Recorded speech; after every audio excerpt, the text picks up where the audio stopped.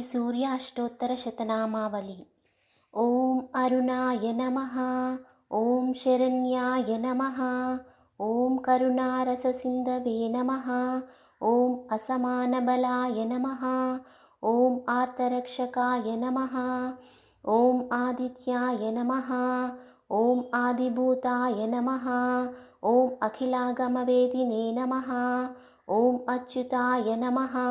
ॐ अखिलाज्ञाय नमः। ॐ अनन्ताय नमः। ॐ इनाय नमः। ॐ विश्वरूपाय नमः। ॐ ईज्याय नमः। ॐ इन्द्राय नमः।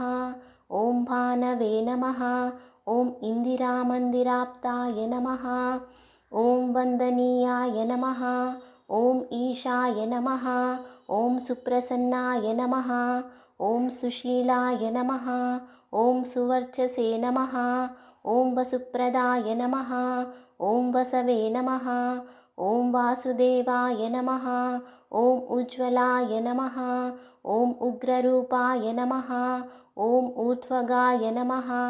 ॐ विवस्वते नमः। ॐ उद्यत्किरणजालाय नमः।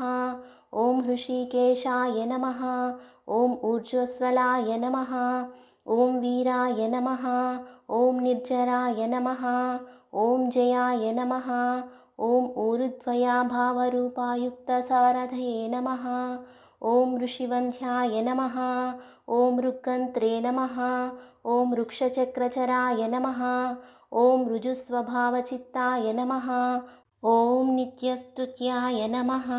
ॐ ऋकारमातृकावर्णरूपाय नमः। ॐ उज्ज्वलतेजसे नमः। ॐ वृक्षादिनाथमित्राय नमः। ॐ पुष्कराक्षाय नमः। ॐ लुप्तदन्ताय नमः। ॐ शान्ताय नमः। ॐ कान्तिदाय नमः। ॐ घनाय नमः। ॐ कनत्कनकभूषाय नमः। ॐ खद्योताय नमः। ॐ लुनिताखिलदैत्याय नमः। ॐ सत्यानन्दस्वरूपिणे नमः। ॐ अपवर्गप्रदाय नमः। ॐ आर्तशरण्याय नमः। ॐ एकाकिने नमः। ॐ भगवते नमः। ॐ सृष्टिस्थित्यन्तकारिणे नमः। ॐ गुणात्मने नमः। ॐ गृणिभृते नमः। ॐ बृहते नमः। ॐ ब्रह्मणे नमः। ॐ ऐश्वर्यदाय नमः। ॐ शर्वाय नमः। ॐ हरिदश्वाय नमः। ॐ शौरये नमः।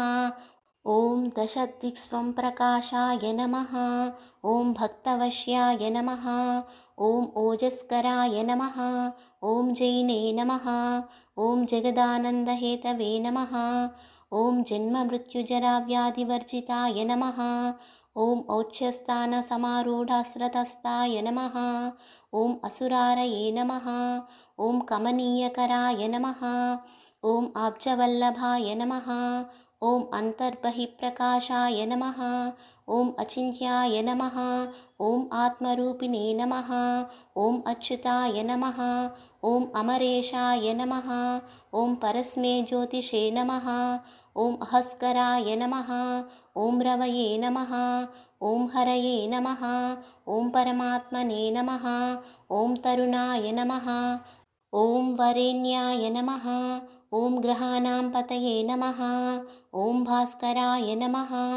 ॐ आदिमध्यान्तरहिताय नमः। ॐ सौख्यप्रदाय नमः। ॐ सकलजगतां पतये नमः। ॐ सूर्याय नमः। ॐ कवये नमः। ॐ नारायणाय नमः।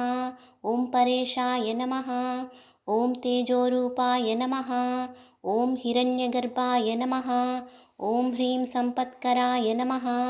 ॐ ऐं इष्टार्धदाय नमः। ॐ आनुप्रसन्नाय नमः। ॐ श्रीमते नमः। ॐ श्रेयसे नमः। ॐ भक्तकोटिसौख्यप्रदायिने नमः। ॐ निखिलागमवेद्याय नमः। ॐ नित्यानन्दाय नमः। ॐ श्रीसूर्यनारायणाय नमः। इति श्रीसूर्यनारायणाष्टोत्तरशतनामावली समाप्तम्।